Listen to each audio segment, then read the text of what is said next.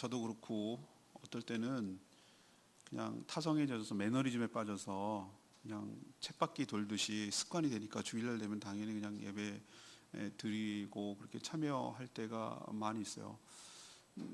그 몸은 와 있는데 영혼은 이미 없어요. 그래서 멍 때린다 그러죠. 망하면 딴 데 가 있고 말씀이 들어오는 게 아니라 그냥 내 삶의 걱정들, 염려들 이것으로 가득 차가지고 그걸 묵상하고 그거 하고 그냥 때우다가 내 할 도리 간 거고 이런 식으로 예배를 드릴 때가 참 많아요. 뭐 그게 어쨌다고 이렇게 말하면 할 말이 없지만 왜 예배가 이렇게 강조되고 중요하게 여기고 예배 잘 드리라 그러냐라고 말하면 예배가 아주 나의 지금 현재의 내 신앙의 그 좌표를 현주소를 아주 정확하게 드러내는 외적으로 알아볼 수 있는 바로미터 같은 거예요. 이게 산도가 얼마예요? 그러면 뭐 과일 같으면은 당도가 얼마예요? 12브릭스예요. 요즘은 다 투과하면 얼마인지 나오거든요. 14브릭스예요. 이렇게 하면 14브릭 굉장히 달거든요. 10브릭스만 넘어도 굉장히 다른데 이렇게 다 나와요. 그런 것처럼 우리는 이 신앙을 갖다 수치화 계량화할 수 없으니까 그걸 뭐 어떻게 알겠어? 누가 알겠어? 이렇게 생각하지만 우리가 예배 드리는 그것을 통해서 우리의 신앙이 어떤지를 갖다가 적나라하게 안다는 거예요. 그래서 그게 중요하다는 거예요. 내 신앙을 알 수 있기 때문에. 전 주일날만 예배 드리는 줄 알았어요. 여태까지. 잘하면서. 또 그러니까. 근데 그게 아니라 점점 확대되더군요. 수요일날도 예배라고. 그래서 저는 그냥 그걸 기도회라고 표현합니다만. 근데 성경을 점점 읽고 알게 되면서 그게 아니구나라는 걸 알게 됐어요. 좀 이따도 얘기하겠지만 로마서 12장 1절 2절 같은 데 보면은 한 번에 예배를 드리기 위해서 제물이 항상 제사는 제물이 필요하거든요. 안 믿는 이방 종교도 다 그래요. 근데 하나님께서 뭘 원하시냐면 너네들이 갖고 오는 그 제물을 원하는 게 아니라 그 제물이 뭐야 되느냐 하면은 너네들의 한 주간의 삶을 드리라는 거예요. 그것도 산 제물이라고 말하는 것은 죽은 제물을 하나님 원하는 게 아니란 말이에요. 통으로 뭐 양, 소 이런 거 잡아서 드리는 게 아니라 너를 원하는 거예요. 너를 살았다는 걸, 리빙 살았다는 거. 너의 거룩한 삶을 제물로 갖고 와서 하나님께 드리라. 그러면 한 주간의 삶이 곧 나의 주일날 드리는 예배의 제물이 되는 것이에요. 그것이 표현되는 것이고요. 우리 말라기가 지금 마지막에 지금 하고 있고 다음 주부터는 또 신약 복음서로 넘어와서 마가복음이 되는데 이 말라기가 우리 알기로는 내일 한번 묵상할 거예요. 내일 아침 본문이 11조 뭐 창고에 드리고 뭐 이 얘기만 하고 있는데 그게 아니에요. 앞에 이런 굉장히 중요한 부분이 우리에게 담겨져 있어요. 그래서 오늘 이걸 안 다룰 수가 없었어요. 말라기 당시에도 그랬던 것 같아요. 너무나 매너리즘에 빠지고 형식적이고 영혼 없는 예배, 그런 예배를 드렸던 것 같아요. 그래서 하나님께서 오늘 지금 이들의 현재 신앙의 수준 예배를 통해서 진단을 하고 또 거기에 대해서 조목조목 지적하고 책망하고 계시고 얘기하고 있는데 이 얘기가 꼭 우리 얘기 같아서 우리를 좀 살펴볼 필요가 있다.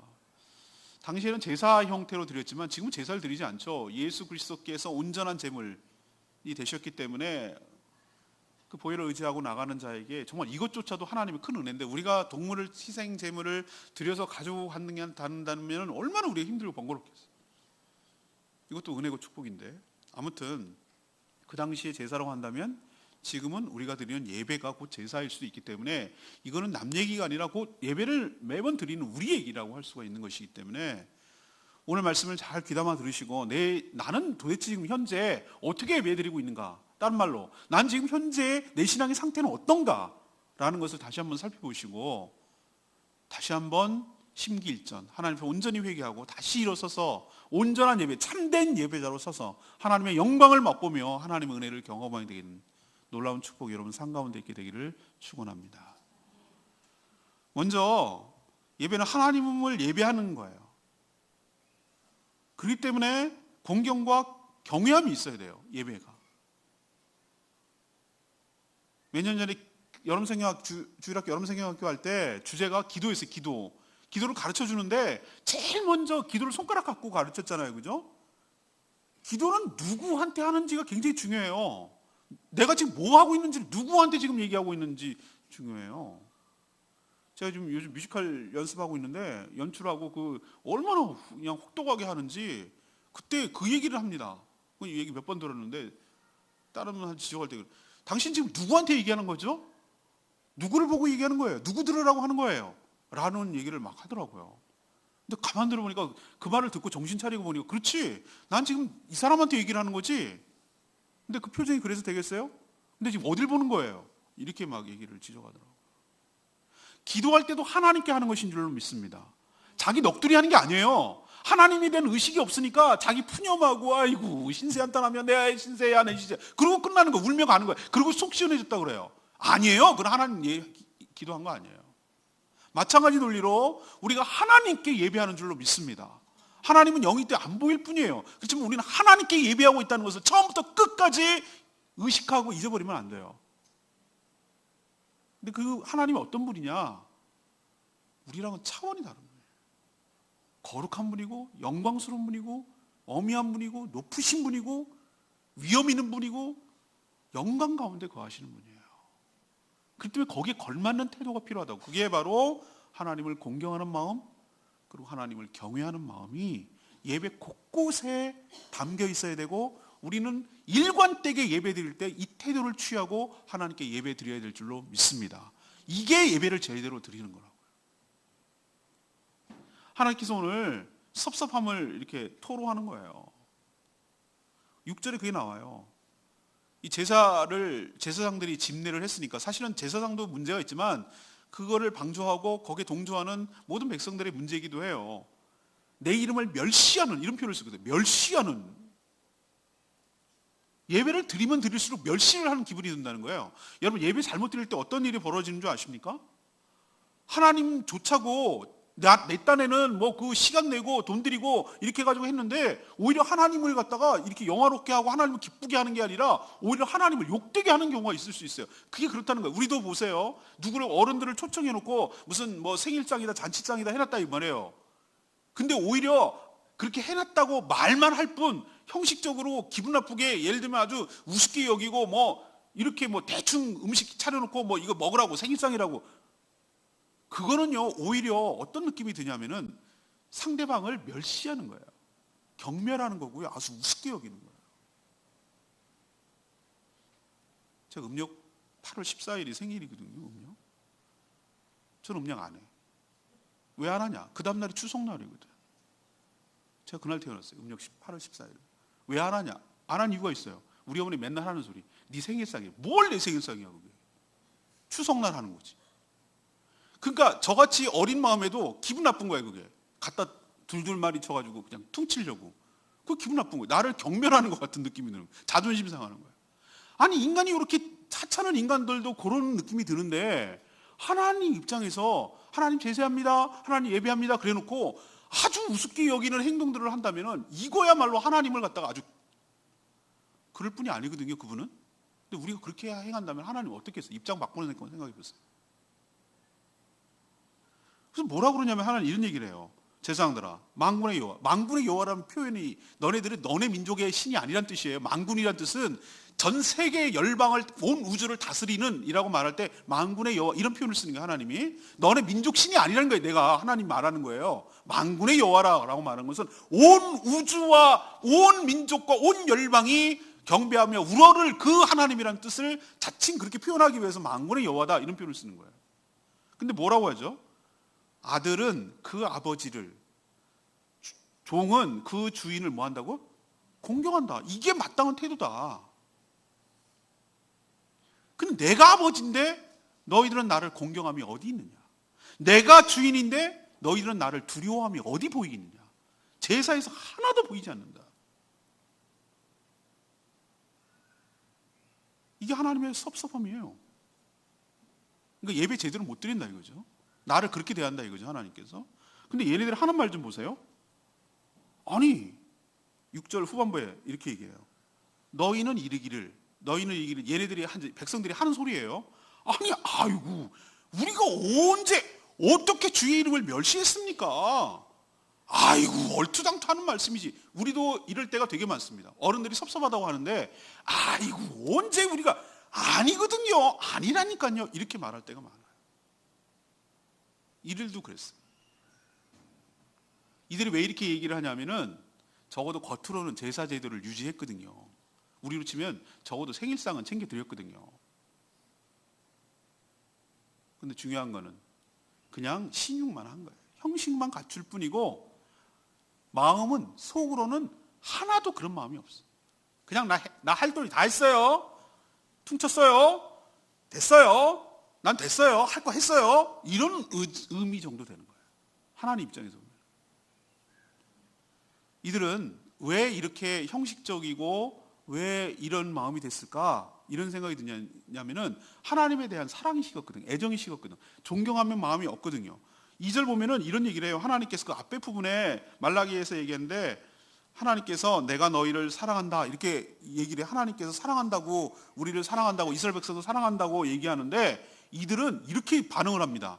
아니 하나님 언제 어떻게 우리를 사랑하셨습니까? 사랑하는 건 맞습니까? 이런 태도를 취하는 거예요. 그러니까 뭔가 이게 지금 서운한 게 서로 있는 거예요. 섭섭함이 배어 있는 거예요. 하나님이 사랑한다고 해도 이들은 그 사랑을 못 느끼겠다는 거예요. 왜 그렇습니까? 왜 이 사람들이 이런 얘기를 합니까? 지금 이 상황을 알아야 돼요. 말라기가 구약성경의 가장 마지막 예수님 오시기 전에 400년 전에 쓰여진 책이에요. 말라기가 끝에 있어서 말라기가 아니고 이름이 말라기예요. 근데 이 당시 뭐냐면은 이스라엘이 바벨론의 포로로 끌려간 지 귀환했어요. 그것도 극적이에요. 70년 만에 귀환하고 나서 뭘 했습니까? 성전도 지었고 성벽도 지었고 조그마한 땅이긴 하지만 그래도 자치권을 가지고 나름 이렇게 회복이 됐어요. 다시 귀환해가지고 제사도 드리고 있고 얼마나 기뻐요. 옛날에 포로로 끌려왔을 때는 아무것도 못했는데 그러고 나서 몇 년이 지나면 거의 100년이 흘렀어요. 꽤 흘렀죠. 올해가 3.1절 100주년인데 100년이 꽤 긴 세월이잖아요. 근데 형편과 상황은 하나도 달라진 게 없어요. 쪼그라들었어요. 100년이 지났는데도 불구하고 페르시아가 거기에 식민 통치, 총독을 보내가지고 식민지 통치를 받고 있어요. 여전히. 자기가 왕을 뽑을 수가 없어. 총독이 실질적인 권한이고 페르시아 왕이 이게 주권이에요. 패권 갖고 있는 식민지 국가였단 말이에요. 우리로 치면 일제 독대 조선 총독부 와서 총독이 다스리는 지금 형편이란 말이에요. 그것도 조그마한 땅덩어리, 예루살렘을 중심으로 한 조그마한 땅덩어리 그러고 있고 그동안 수많은 선지자들이 예언해놨어요. 너희들이 정말 온전한 회복이 일어날 거다. 주님이 다시 오실 것이다. 막 이런 여러 가지 회복과 메시아에 대한 생각이 막 있는데 생각이 점점 세월이 지나면서 자꾸 지치는 거예요. 사람들이. 오기는 언제 와? 온다는 건 맞아? 우리나라가 우리가 정말 다윗처럼 그 전성기를 다시 구가할 수 있는 그런 강대국이 될 수 있을까? 이런 회의감? 이제 지치고 낭망이 되고 점점 희망이 사라지고 이런 상황. 그리고 총독이 다스리는 나라는 식민지니까 어땠습니까? 머리 좋고 간신배들이 있고 빨리빨리 세상을 간파하고 요리조리 잘 굴리고 법을 잘 빠져나가고 이렇게 해가지고 이렇게 돈을 긁어모으는 부정한 방법으로 긁어모으는 사람은 점점 잘 되고 혼란할 틈을 탈수록 더 부정부패가 심하거든요. 혼란할 때일수록. 걔네들은 더 잘못된 방법으로 돈을 벌고 있는데 우직하게 바르게 행하려고 하는 사람들은 더 쭈그러들었어요. 요즘으로 말하면 양극화 현상, 빈익빈 부익빈 현상이 더 극화되니까 사회적 박탈감이 이를 말할 수가 없는 거예요. 이런 것을 종합적으로 봤을 때 우리 삶이랑 너무 비슷해요. 지금. 그래 봤을 때 내세 형편도 나아지는 것도 아니고 옛날 노무현 대통령이 맨날 선거구에 얘기했잖아요. 살림살이 좀 나아지셨습니까? 뭔가 더 쪼그러드는 것 같고 뭔가 희망은 없는 것 같고 뭐가 팍 터지는 그런 것도 없는 것 같고 잭팟처럼 뭔가 짜잔 하고 나타나는 내 인생에 로또 같은 그런 것도 없는 것 같고 맨날 그 모양 그 타령이고 잘 되는 건 더 잘 되는 것 같고 나는 맨날 생활이 쭈그러드는 것 같고 이렇게 생각하니까 스물스물 뭐가 들어오냐면은 하나님 나 사랑하는 거 맞나? 더 나아가서 하나님 진짜 있나? 나한테 관심 눈길을 한번 줄까? 이런 식의 의심이 스물스물 들어와서 장악하고 있었던 거예요. 관계는 생물이라 관계가 멀어지고 소원해지면 그 사랑이 식거든요. 그 식은 것이 맨 결론에 나타나겠지만 악순환이 일어나가지고 예배로 그렇게 나타나는 거예요. 예배로 표출되는 거예요.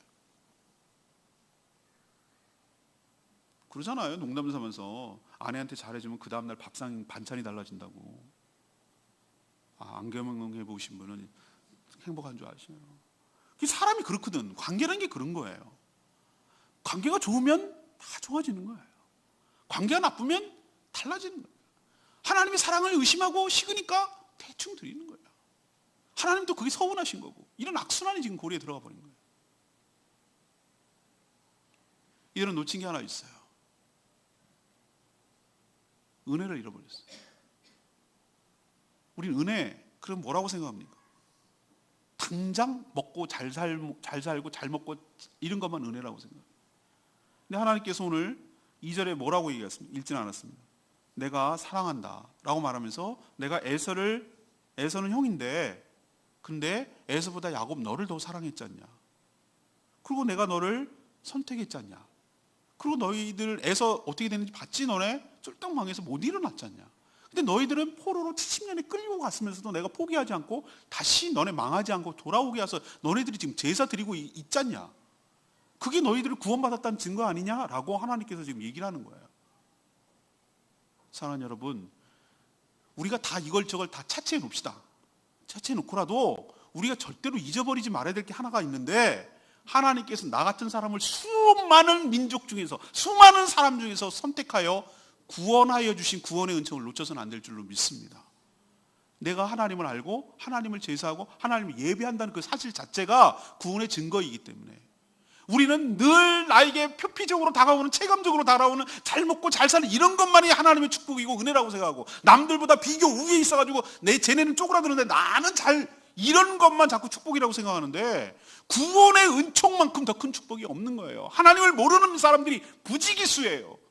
근데 하나님께서 내가 뭐가 잘나서가 아니라 많고 많은 사람 중에 야곱이 동생 아니고 에서가 형 아니냐, 그 얘기는 인간적으로 조건을 보면 제가 더 뛰어나단 말이에요. 제가 더 구원의 은혜를 받았어야 된단 말이에요.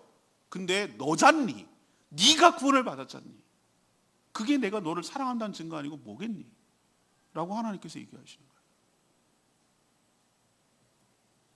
사랑하는 여러분, 우리의 무엇 때문이 아니라 하나님의 어떠하심 때문에 우리를 구원하신 그 하나님의 은총을 생각하며 그 은혜를 기억하며 현상과 조건과 상황을 보지 말고 그 구원의 은총, 구원을 베풀어 주신 그 구원의 하나님을 향해 온전히 예배하는 저와 여러분 되기를 소망합니다.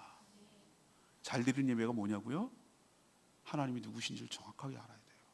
그리고 그 하나님의 관계에서 내가 누군지를 정확하게 알아야 돼요.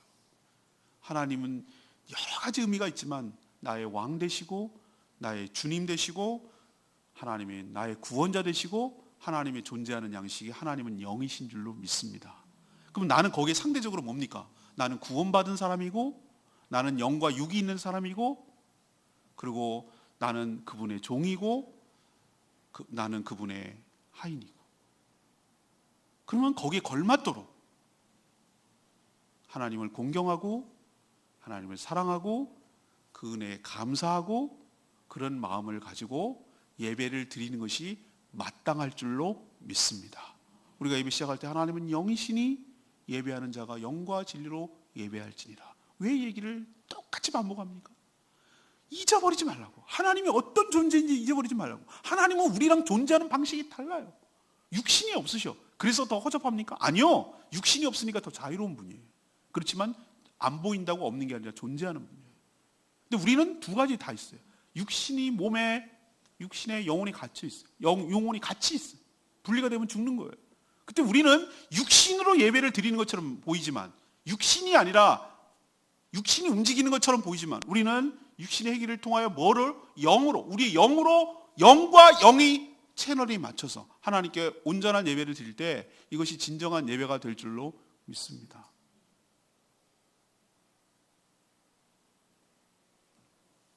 두 번째는, 예배는 우리의 정성과 사랑이 담겨져서 표현이 돼야 된다고. 표현. 하나님께서 이렇게 너희들이 나를 멸시하는도다 라고 말하는 근거가 뭐예요? 뭐 갖고 그렇게 말씀하시는 거예요? 내가 아버지고 아버지인데 너희들은 공경하는 마음도 없고 내가 주인인데 너희는 두려워하는 마음도 없고 이렇게 말씀하시는 근거가 있을 거 아니에요. 그게 바로 7절에 나와요. 너희가 더러운 떡을 나의 제단에 드리고도 우리가 어떻게 주를 더럽게 하였습니까? 이렇게 말을 한다니. 얘들이. 이는 너희가 여호와의 식탁은 경멸히 여길 것이라고 말하고 있기 때문이다. 하나님께서 나를 멸시하는 근거는 너희들이 제사 드리는 모습을 보면 알 수 있다는 거예요.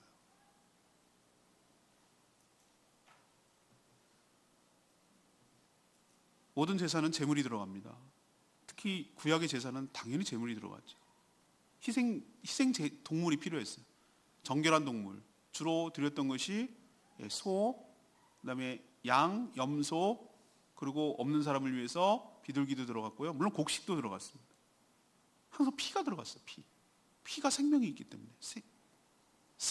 죄는 생명을 희생함으로써만이 갚을 수 있다는 걸 미리 보여주는 거예요. 그런데 백성들이 드리는 제물을 보면은 어떤 것이었냐면은 이런 거예요. 눈 먼 거. 그러니까 가축이 눈 먼 거예요. 그러면 이 눈 먼 거 시장에 나가면 어떻게 됩니까? 제가 못 받아요. 그죠? 예. 왜 갈치를 이렇게 체낙이라고 그러죠? 뭡니까? 낚시로 잡는지 나중에 알았어요, 제가. 낚시. 그물로 잡아도 돼요. 갈치를. 근데 왜 낚시로 잡느냐? 그물로 잡으면 파닥파닥 거리고 그래가지고 그 은빛 비늘이 벗겨지거든. 그러면은 갈치가 뭐가 되냐면 먹갈치가 돼요, 먹갈치. 그 은빛이 벗겨지면. 그러면은 맛은 아무런 상관이 없어요. 그런데 가격이 팍 떨어지는 거예요. 그래서 그런 갈치는 상품성이 떨어져요. 꼬리 잘라진 거. 먹는데 지장 없어요. 그 꼬리 안 먹어요, 사람들. 어차피 잘라요. 상품이 확 떨어져요. 눈 먼 거? 지장은 없어요. 근데 상품성이 떨어져. 그러니까 그런 거 드리는 거. 어차피 죽을 거니까. 저는 거. 얘도 상품성이 떨어지고 가격이 떨어진다. 시장에 나가면 가격 훅 내려가는 거예요. 병든 거. 얘는 어차피 죽을 거야, 좀 있으면. 요런 거. 더 충격적인 거 알려드릴까요? 3절에 보면 뭐라고 했어요? 훔친 거. 자기 노력이 하나도 안 들어갔어요. 희생이 안 들어갔어요. 어차피 훔친 거예요. 이건 공짜로 자기 입장에는 공짜야. 그런 거. 하나같이 뭐입니까? 흠 있는 재물을 가지고 갖다 드린 거예요.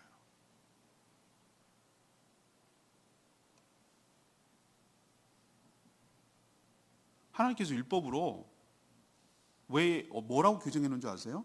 제사장이 하는 역할 중에 하나가 중요한 게 뭐냐면 검수하는 거, 검수.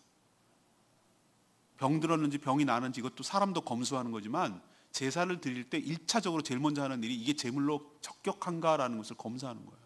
그래서 예수님 당시에 어떻게 했습니까? 왜 시장 안에 성전 안에 마켓이 형성됐습니까?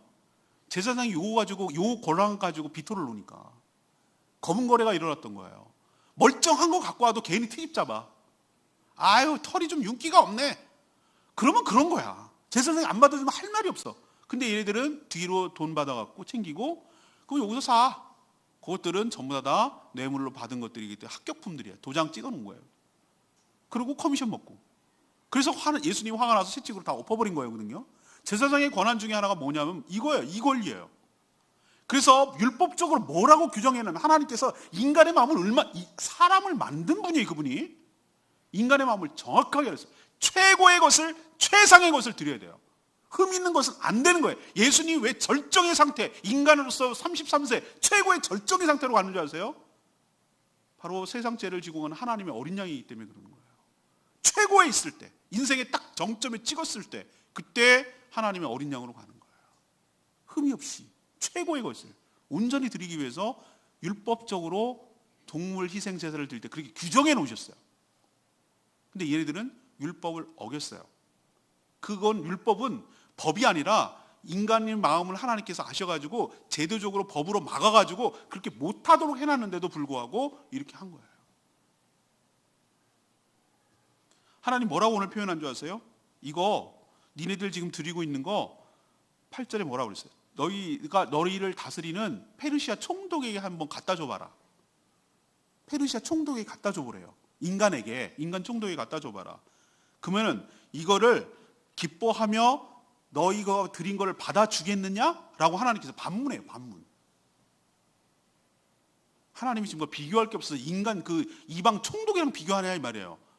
이 얘기는 뭐냐면 니네들이 나를 생각하기를 이방 총독보다도 못하게 생각한다 그 뜻이에요. 얼마나 나를 경멸하는지 이런 거 갖다 주면은 이거 오히려 더 우리도 마찬가지입니다. 어려운 사람들한테 이거 갖다 주면은 저도 선물을 주기도 하고 받기도 하는 입장에 있어봤기 때문에 그걸 느낌을 잘 알거든요. 그래서 저는 알겠어요. 제가 받아보니 알겠더라고. 선물할 때는 최상의 것을 줘야 돼요. 그럼 안 줄 거면 주지 말아야 돼요. 안 주니만 못해. 이상한 거 허접한 거 주잖아요. 그 마음이 오히려 전달돼서 오히려 멸시당하는 기분이 들어요. 안 하는 게 나아요. 그럴 때는 차라리. 그런데 주기로 마음을 먹었으면은 최고의 것을 주는 것이 맞아요. 제가 받기도 하고 주기도 하니까 그 느낌을 알겠더라고. 근데 얘네들은 뭐라고 그랬어? 인간 총독도 안 받는 허접 쓰레기 같은 거 그런 걸 갖다가 하나님께 제물로 드리는 거예요. 그러니 나를 멸시하고 경멸한다고 아니할 수가 없는 거예요. 이들의 마음을 정확하게 어떤 마음인지 아세요? 13절에 나와요. 만군의 여호와가 이르노라. 너희들은 말하는데 이 일이 얼마나 번거로운 거. 여기서 이 일이란 13절에 이 일은 뭘까요? 하나님께 뭐 하는 거예요? 제사 드리는 거. 우리로 칠까요? 하나님께 예배 드리는 거. 얼마나 번거로운지 몰라. 일주일에 왜 이렇게 금방 가는지 몰라. 뭐 하라는 것도 되게 많아요. 늦잠 자고 귀찮고 죽겠고 어떨 때는 좀 빠지고 싶고 뭐 맨날 뭐 꼭 오라 그러고 귀찮아 죽겠어. 번거로워요. 요 알량한 1시간도 번거로워요. 출근은 8시 반, 6시 막 7시에 오라고 그러는데도 그거는 먹고 살아야 되니까 어떻게든지 가는데 주일 예배 드리는 거는 그렇게 아까워. 10분이 아까워. 5분도 너무 아까워. 땡!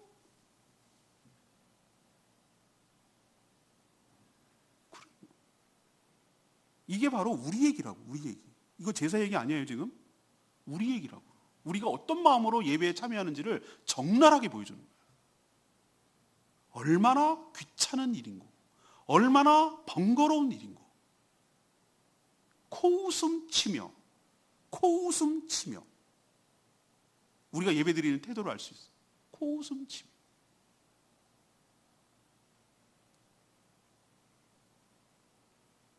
훔친 물건 병든 것 가져와서 봉헌물이라고 내놓는구나 라고 하시는 것이 하나님의 진단이었어요. 그들은 안 하자니 찜찜하고 하자니 귀찮고 그래서 마지못해 대충 매너리즘에 빠져서 습관적으로 예배를 드리고 있었던 거예요. 그래서 하나님이 이렇게 분노하시고 하나님이 역겹다고 그러시고 하나님 화가 나신 거예요. 근데 또 가증스러운 건 9절이에요. 만군의 여호와가 이르노라. 너희는 나 하나님께 9절에 이런 얘기를 해요. 은혜를 구하면서 우리를 불쌍히 여기소서 라고 하면서 행위는 이렇게 행하니 내가 너희 중에 하나인들을 이걸 받아들일 수가 있겠느냐? 라고 말하는 거예요. 이 얘기는 뭡니까? 이렇게 엉망으로 하나님을 멸시하면서 예배를 드리면서 뭐는 구하는 거죠? 하나님 불쌍히 여겨달라고. 그리고 은혜는 달라고. 그렇게 간구하는 이 가증스럽고 이중적인 태도를 하나님 모르실 것 같냐고. 그 속마음, 시커먼 속마음과 그 금방 드러나는 얄팍한 마음을 너무나 간파하고 계시는 거예요, 하나님께서. 이런 이중적인 태도로 하나님께서 하니 이런 종합적으로 보여지니 하나님께서 너무너무 마음이 상하셔가지고 참다 못해 하나님께서 뭐라고 얘기하십니까? 문 좀 닫았으면 좋겠다. 나 이거 진짜 못 받겠다 라고 하나님께서 얘기할 정도예요. 사랑하는 여러분, 하나님께 예배 드릴 때 하나님이 아까 첫 번째는 제가 하나님이 어떤 분인지 좀 알아야 된다고 생각을 했죠.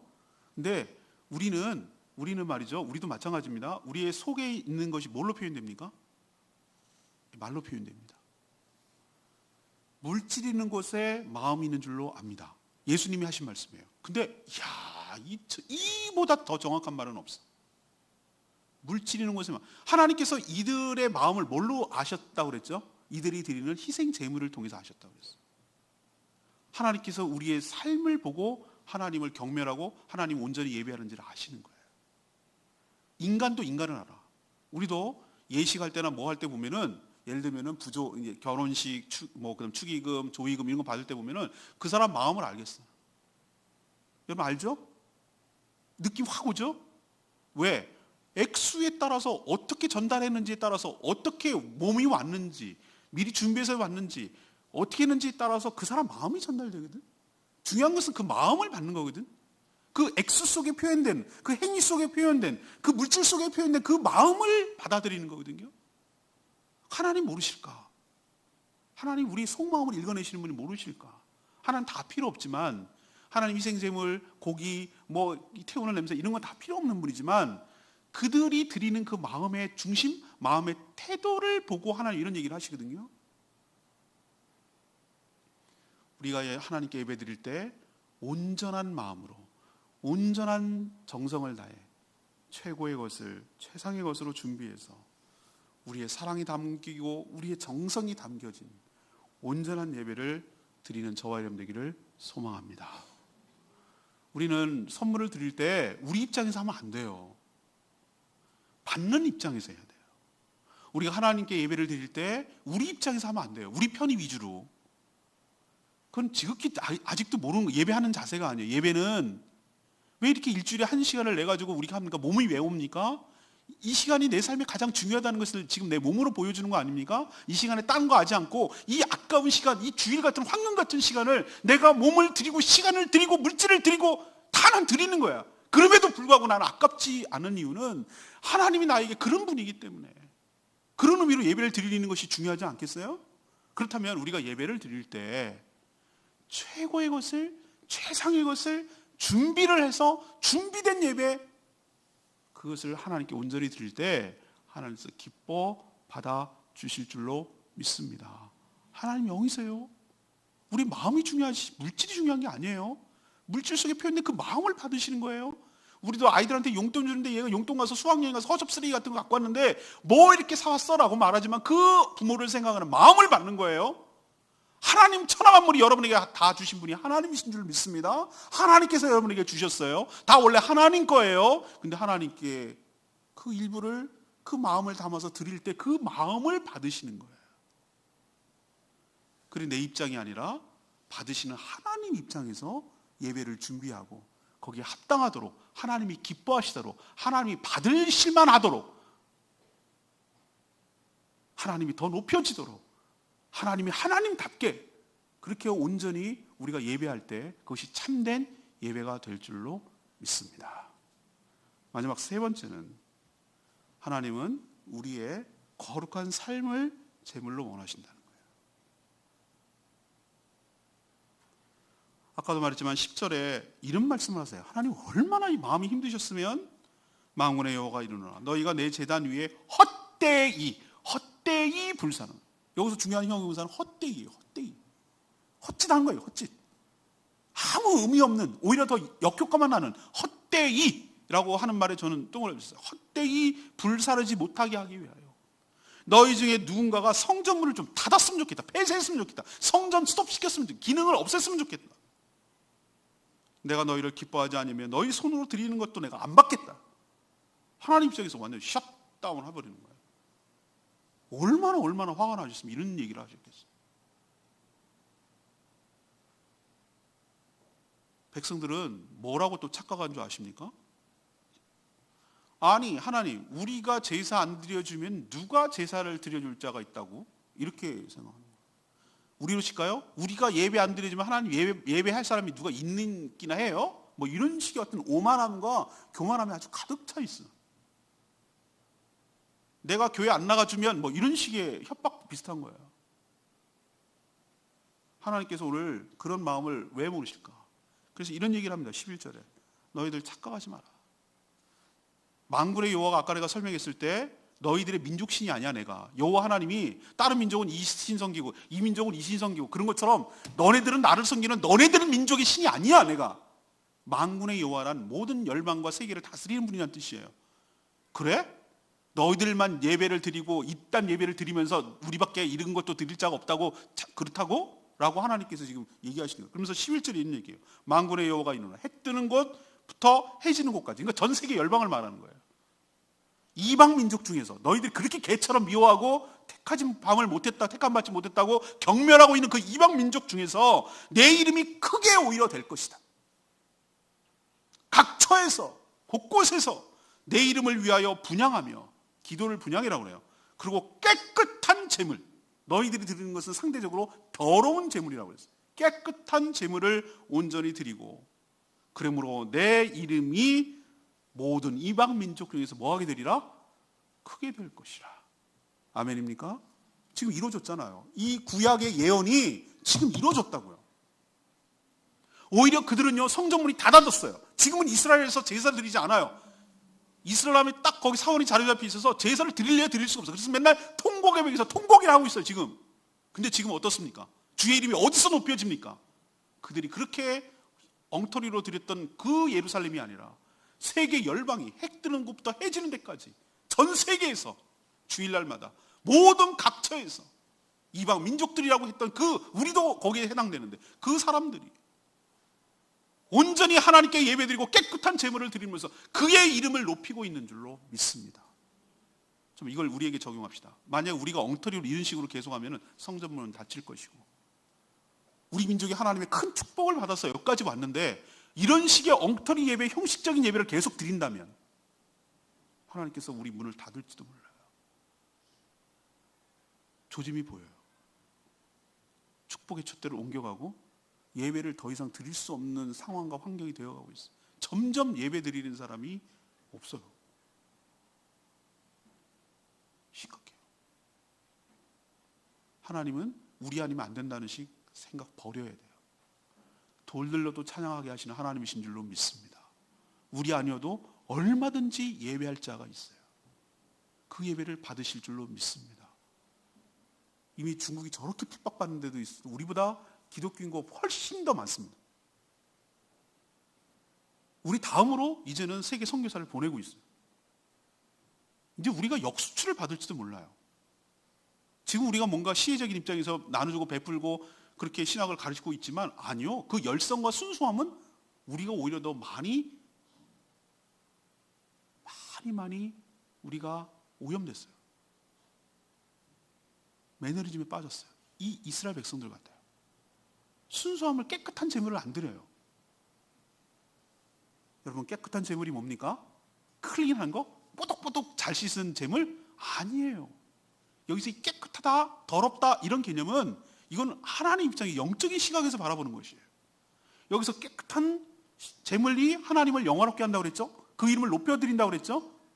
근데 그 깨끗한 제물을 드리지 않으면 오히려 우리에게 화가 되는 것이고, 14절에 보면 너희들이 나를 속여서 제사를 드리는 자는 저주를 받으리니 그랬어요. 저주를 받으리니. 오히려 역효과 나다 못해 벌을 받는다고. 엉터리로 예배드리면 내가 너희들에게 큰 임금이요 내 이름은 이방 민족에서 두려움이 될 것이다. 나는 만군의 여호와니라. 이 얘기는 뭐냐면은 하나님께서 나를 경멸하냐? 너희들이 제사를 실패하냐? 그러면 너희들이 그냥 제사만 실패하는 것이 아니라 너희가 저주를 받아서 삶에까지 영향을 미친다는 얘기예요.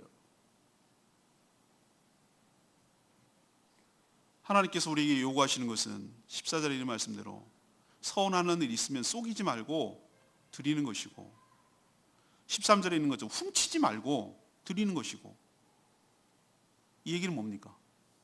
너희들의 삶이 동반이 되어야 된다는 얘기잖아요.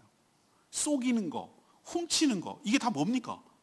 우리 삶과 연관이 되잖아요. 그건 재물로 표현됐을 뿐이고, 훔쳤다라는 재물을 뭡니까? 그 재물이 갖고 있는 의미는 뭐예요? 훔쳤다는 잘못된 죄악에 거기에 담겨 있는 거잖아요. 하나님께 속인 거, 흠 있는 거, 이걸 뭐가입니까? 이 재물이 말하는, 담고 있는 건 뭡니까? 단순히 소, 양 이게 아니라 너희들의 훔친 행위가 여기에 담겨 있다고. 너희가 속인 행위가 여기에 담겨 있다고. 하나님께서 진짜로 원하시는 것은 뭐냐? 하나님의 영광과 하나님의 존귀와 하나님의 명성을 더 올려드릴 수 있는 건 뭐냐? 너희들이 거룩한 삶이 동반됐을 때 그 재물을 받으실 줄로 믿습니다. 그런 의미에서 11절에 깨끗한 재물이라고 말하는 것은 정말 뭐 흠이 없고 그런 재물이 아니라 너희들의 거룩한 삶이 거기 안에 담겨 있는 그 재물을 하나님께 드릴 때 그걸 깨끗한 재물이고, 그 재물을 기쁘게 받아주시고 이름이 높여지는, 영화롭게 되는 역사가 일어나게 될 줄로 믿습니다. 우리는 신약에 넘으면은 제사장은 제사만 드리니까 우리는 해당사 아니요. 베드로 전서 후서인가요? 왕 같은 제사장이라고. 우리 왕 같은 제사장. 우리가 바로 제사장이에요. 오늘 읽지 않았지만 어제 묵상에 있는 본문이 2장도 있는데 2장 5절에 보면은 레위가 제사장인데요. 나와 세운 언약은 생명과 평강의 언약이라고 그랬어요. 우리가 온전한 예배를 드리게 될 때 우리를 통해서 주변에 있는 사람이 생명과 평강을 얻게 되고 주님을 경외하게 될 거라고 그랬어요. 근데 뭐라고 하냐면 너희들의 삶이 어떻게 되냐면은 하나님을 경외하고 그의 이름을 두려워하고 6절에 보면 2장 6절에 보면은 진리의 법이 있고 입술은 불의가 없고 너는 화평과 정직함으로 나와 동행하며 많은 사람을 돌이켜 죄악에서 건지는 이런 삶을 말하는 거예요. 이게 전부 다 제가 읽지 않았습니다만 뭘 말하는 거냐면은 너희들의 거룩한 삶, 하나님을 경외하는 삶, 화평과 정직이 동반된 삶, 주님과 동행하는 삶, 너희들의 삶을 하나님께 제물로 가져와서 드릴 때 그것이 온전한 제물이 되고 기뻐 받으실 만한 예배가 될 줄로 믿습니다. 그래서 로마서 12장 1절에 뭐라고 했어요? 너희 몸은 우리가 담겨 있으니까 이 몸이 움직이고 우리가 움직이는 거니까 하나님이 이 몸에다 우리를 영혼을 가뒀으니까 몸이 곧 우리의 영혼이 있는 곳이니까 그래서 너희 몸을 드리라는 것은 진짜 몸을 드리라는 것이 아니라 너희들의 전체를 의미하는 몸을 하나님이 기뻐하시는 살아있는 죽은 것이 아니라 죽은 삶이 아니라 죽은 것이 아니라 너희들이 일상적으로 살아가는 그 살아있는 거룩한 구별된 홀리한 산제물로 너희 몸을 이라는 얘기는 너희 삶을 하나님께 드리라. 이게 바로 하나님께 드리는 하나님 영이시니까 이것이 바로 너희가 드릴 영적 예배니라. 아멘입니까? 우리가 육적 예배를 드리면 실패하는 거예요. 영적 예배를 드려야 되는 이유는 아까 수혜자 입장에서 다시 말해서 코드가 하나님께 맞춰야 되는 거예요. 우리가 백날 CBS나 극동방송 듣고 싶은다고 해서 채널을 갖다 엉뚱한 데 맞추면 못 듣는 거예요. 그 방송을 듣기 위해서는 채널을 맞아야 돼요. 내가 바꿔야죠. 하나님 보고 방송국 보고 바꾸라고 하면 안 돼요. 하나님은 항상 여전하고 똑같고 일관성 있어요. 우리가 바꿔야 돼요. 우리가 하나님께 맞춰야 된다고. 우리가 맞춰야 된다고. 하나님 보고 우리한테 맞추라고 그러지 말고 우리가 하나님께 맞춰서 하나님께 드릴 때 하나님 기뻐 받아 주실 줄로 믿습니다. 삶을 드리라고. 삶. 오늘 말씀을 결론 내리면서 전 예배가 성공하면 삶도 성공한다고 생각하는 사람. 근데 예배가 실패하면 삶도 실패하는 거예요. 아까 제가 서두에 뭐라고 그랬습니까? 예배는 왜 예배가 이렇게 중요하고 왜 이렇게 목사님 오늘 열변을 토하시는데요? 예배가 내 삶의 현주소니까. 내가 신앙 상태가 어떻다라는 걸 아주 적나라하게 보여주는 바로미터 같다고 내가 말씀드렸잖아요. 가인 얘기 들었잖아요. 창세기 다시 눈 씻고 잘 읽어보세요. 하나님께서 가인과 그 재물을 안 받았다고 그랬어요. 아벨과 그 재물을 받으셨다고 그랬어요. 재물을 받았는데 하나님은 입장은 그게 아니죠. 재물은 형식적인 것이고 그거는 표면적으로 드러나는 것이고 하나님이 받으시는 것은 가인의 삶을 안 받았다는 얘기. 아벨의 삶을 받았다는 거예요. 아벨은 육식 고기를 드렸기 때문에 아니에요. 가인은 곡식을 드렸기 때문에 아니에요. 구약의 제사대도 보면은 곡식을 드리는 소제가 있다니까요. 형식적으로 꼭 고기만 드려야 되는 거, 희생 제물만 들어가는 게 아니었어요. 곡식을 드리는 제사도 있었어요. 곡식이냐 양이냐 소냐 이런 문제가 아니라 가인의 삶이 틀렸어요. 계를 안 받는 거예요. 제물로 불이 안 내리는 것은 그 삶이 틀렸다는 거예요. 아벨은 고기를 드렸기 때문이 아니라 그 삶이 됐기 때문에 받았다는 거예요. 가인이 예배에서 실패하니까 동생을 죽이는 살인자로 전락하고 평생 동안 그의 후손들은 쫓겨다니면서 피해 다니는 범죄자와 도망자의 신세가 됐어요. 여기서 제가 뭘 말합니까? 예배에 성공할 때 삶이 성공하는 것이에요. 예배가 실패하면 삶도 실패하는 거예요. 예배가 이렇게 중요한 것이에요. 여러분 삶 가운데 예배가 온전히 회복되기를 원합니다. 예배가 회복돼야 여러분의 삶도 회복되고 여러분의 신앙도 회복되는 거예요. 예배에 목숨 걸어야 돼요. 최고의 예배를 드리도록 여러분 준비된 예배 드리도록 여러분 각성하셔야 돼요. 내가 잘못된 예배를 드리고 있다면 정말 회개하셔야 돼요. 주일 거룩하게 지켜야 돼요. 그래서 주일 성수라고 말하는 거예요. 주일 일주일에 1년에 52주인데 그까지 한 번 좀 빠면 바쁜 일 있고 피곤하고 그럼 빠질 수도 있어요. 안 돼요. 주일은 입원하지 않는 한 드려야 돼요. 지켜야 돼요. 그리고 준비된 예배를 드려야 돼요. 이 얘기는 거기에 맞춰서 최상의 것을 준비해서 드려야 된다는 뜻이에요. 헌금도 미리, 컨디션도 최상으로, 또 미리 먹고 졸리지 않도록 미리 와서 기도로 준비하고 이렇게 준비된 예배를 드려야 된다고.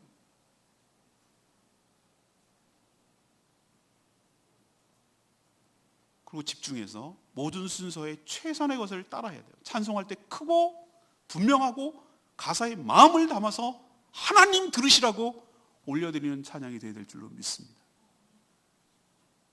인간의 이상성 목사의 말이 아니라 하나님께서 저 입술을 통해서 나에게 주시는 하나님의 음성이라고 생각을 하고, 마음으로 활짝 열고 나를 주신 책망이면 책망대로, 위로면 위로대로, 인도하면 인도하는 대로 하나님께서 나를 위해서 저렇게 해주는구나 라고 생각하고 그 말씀을 하나님의 말씀으로 취하고 받고 내 것으로 삼아서 그것을 내 삶에 적용하려고 들어야 될 줄로 믿습니다.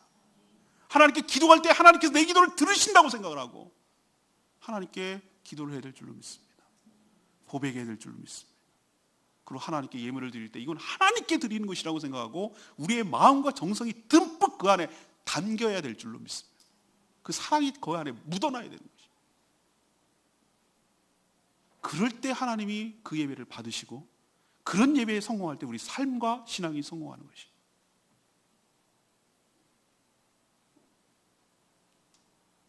결론은 하나님은 영이시기 때문에 우리가 영과 진리로 예배해야 될 줄로 압니다. 하나님은 예배 받으시기에 합당한 분이십니다. 당연하신 분입니다. 합당하다는 얘기는 예배 받기에 당연하고 마땅하고 우리는 당연히 그분께 드려야 될 책임과 의무가 있는 존재이고 구원의 은총을 받은 자인 줄로 믿습니다. 그러니 귀찮아서가 아니라 그게 아니에요. 하나님 이렇게 도와주고 적선해주고 하나님 뭐 이렇게 이런 개념이 아니라 마땅히 구원받은 자로서 하나님께 예배하는 것이 성도로서 마땅한 태도라. 당연하고 해야 될 일이라고. 두 번째는 사랑은 표현돼야 사랑이에요. 사랑하는데 그거 왜 몰라? 아니에요. 아니라고요. 여러분 몇 번 말씀드려요. 아니에요. 자기 혼자만 그런 거 아니에요. 사랑은 겉으로 상대방이 알아들을 때까지 표현돼야 사랑이에요. 천하 만물이 다 주의 것이지만 우리가 드리는 예배 가운데 우리의 사랑과 우리의 정성과 우리의 마음과 우리의 기도와 우리의 희생과 우리 모든 그것들이 그 예배 순서 하나마다 전부 다 그 예배 전체가 다 그 안에 담겨 있어요. 그래서 하나님께 그 표현돼야 돼요. 표현돼야 된다고. 하나님께 그 사랑 고백이 돼야 되고 우리의 마음이 전달돼야 되고 우리 전체가 하나님께 온전히 올려드리는 그런 예배가 되어야 될 줄로 믿습니다. 하나님은 물질, 코 묻은 돈? No. 천하만물이 하나님 것이 아니에요. 우리의 거룩한 삶을 제물로 받기를 원하세요. 하나님을 경외함으로 우리가 경건하게 생명 나눠주고 주변에 평강을 주는 그런 삶을 살아온 것을 실천하는 것을 가지고 와서 한 주간의 삶을 살아왔어. 그것을 하나님께 온전히 드릴 때 하나님께서 기뻐 받으시는 예배가 될 줄로 믿습니다. 우리 교회는 다른 건 몰라도 예배 하나만큼은 잘 드리는 교회. 우린 딴 거 하나님께 못 드려도 하나님께 예배만큼은 하나님께 최상의 것을, 최고의 것을 온전히 하나님께 드려드리는 예배. 그런 참된 예배자가 저와 여러분 되기를 소망합니다. 오늘 말씀 붙들고 기도하기 전에 찬양집 55장 부르고